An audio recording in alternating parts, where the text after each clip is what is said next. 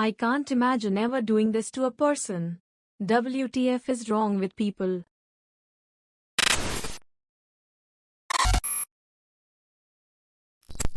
People of Reddit, what really specific thing annoys the hell out of you when you turn on subtitles in the YouTube mobile app? It covers them up with the subtitles turned on message for way too long. Sometimes YouTube gets stuck with the pause button over whatever I'm watching until I press the screen again. I have gone to press the screen to get rid of it a millisecond after the pause button goes so many fucking times. The act of clicking brings the button back up and then I have to click it another goddamn time to close it again. The whole time this is happening I am fuming and not paying attention to what I'm watching, so I have to rewind 10 seconds and start the cycle again. It brings on Alex Jones levels of anger for me. People who walk side by side slow as shit down the aisle in the store. They're just far enough apart that you can't squeeze by them, and at least around my paths, when you say excuse me they just ignore you. I also hate it when people get to the top of the escalator and then just stop, looking lost, as I head towards an inevitable crash. I just imagine someone screaming on top of their lungs "Mayday, Mayday" as they are coming up the escalator. Going to sleep early for an actual good night's rest, only for your body to then wake you early. I permanently get at least slightly less sleep than I need. Or going to bed at your normal time but not being able to sleep until 2 a.m. Oh my god, this. Freaking this. Every single goddamn night. When people blast music from their cars to the point my apartment windows shake. Same, and I'm on the 4th floor. The asshats who pull up to a gas pump at a station, open the windows and crank their shitty music so you can hear every rivet and loose bolt buzzing, and sit there. They're not even getting gas, they just want to make the world an objectively worse place. And it's never good music. When people keep trying to convince me after I already said yes. It's so damn frustrating for me and it feels like such a huge waste of time because I don't need to feel sorry for you, I'm agreeing to it. You don't need to justify it further.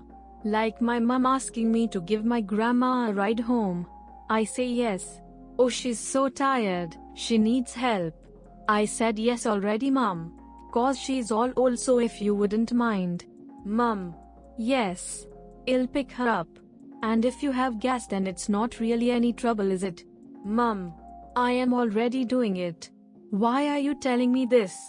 Gosh, you are always so mean.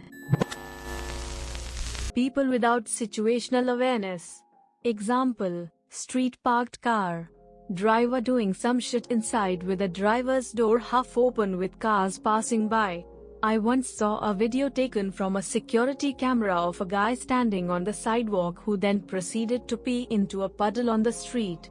And then some truck decided to run full speed through the puddle, soaking that idiot. And then there was this lady in the doorway of one of the buildings by the sidewalk staring at him like WTF. Sounds like justice was swift in this case. When someone tells me to do something and I was literally just about to do it. Or when you are actively doing it. My uncle I lived with for a year would do that to me and it would set me off every time he'd do it. And then I immediately do not want to do it anymore. Used to happen a ton when I was in retail management. I had one supervisor that thought they needed to tell me every little step to my job. As soon as he told me how to handle something that I was already going to handle in the same or similar manner, I had to fight with myself to still do it in spite of him. Same. The instant you're told to do it, even if you were already planning on doing whatever it was, you're now doing it because somebody told you and not of your own accord. Thus, it doesn't get done. When you are telling a person something and in the exact same moment that person decides that whatever he wants to say is way more important and interrupts you. Like, go talk to yourself then. Similarly, anytime I try telling my brother something he immediately goes into his phone. So obviously not paying attention and absorbed into his phone. It's so annoying. But you bet your ass when he has to tell me something. He follows me around and always positions himself directly in front of me. He will even literally stand in front of my TV. I have a friend like this. I could swear he comes over to me just to stare at his phone in front of me. People like this really feel like they'll only talk on their terms and you can just F off the rest of the time. When your pant pocket/earbud wire gets caught on the doorknob and pulls you back. I have an insulin pump, nothing quite like the feeling of the tube connecting the pump to my body getting unexpectedly yanked on. Only happens when you're angry. When you're angry or in a hurry. Belt loops too. Aggressive driving. Not like street racer stuff, just general aggression while driving. Some crazy bitch in SUVs following way too closely and passing in ridiculous places even though you're already driving 10 over. Starting to feel like kind and patient drivers are becoming fewer and further between since COVID. I used to commute on the highway for a few years, then luckily had a couple years where my commute was down state roads, so not as bad. Now I'm working in Midtown. It's 50 miles one way and I swear it's worse than I've ever seen it. Every day makes me feel like I need a dash cam right now. Do it. They aren't lifesavers but will record you singing out of tune to whatever was on the radio moments before you are sadly killed. Brought my dad one for Christmas and it's amazing how many idiots he clocks on that thing. I think some insurance companies have lower rates if you use them as well. I literally just installed mine.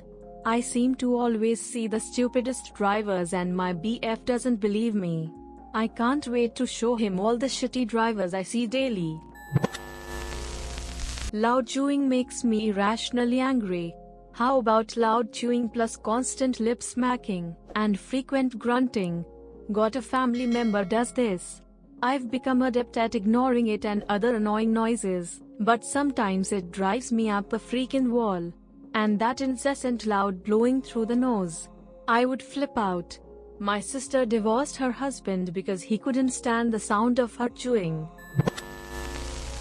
This is horrible, but I used to hate when the teacher would call on that one illiterate student to read in class. They were almost always never paying attention, and it took 60-odd years to progress with one sentence. I know that by calling on them, it was encouraging them to read, and they obviously needed that extra help, but damn it drove me up the wall. The student that was struggling now feels singled out and humiliated, thus discouraging them further.